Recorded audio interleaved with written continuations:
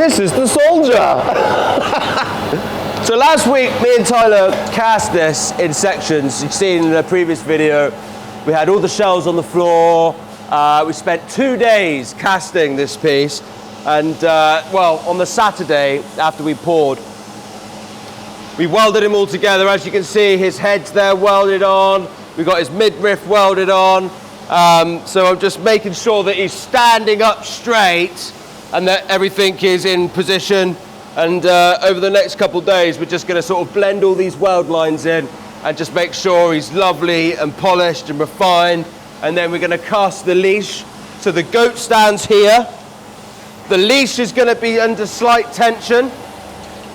And then once that's all ready and done, he's going to go a lovely dark patina, a bit like Rodin's patina, where it's like dark, lustreless.